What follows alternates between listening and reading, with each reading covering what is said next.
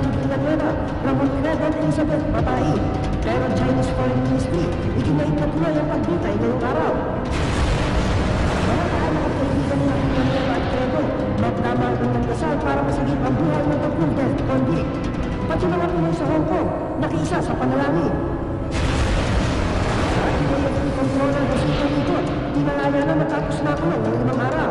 Asawa ng si Artin Daligot, ginisa sa Senado. Mga estudyante at guro sa isang eskwelahan sa Miyagi, Japan, halos maubos matapos masawi sa tsunami. At pagkinig sa $100 million lawsuit ni Charlie Sheen laban sa producers ng 2.5 nakatakda sa April 19. Mga panguli, tutok na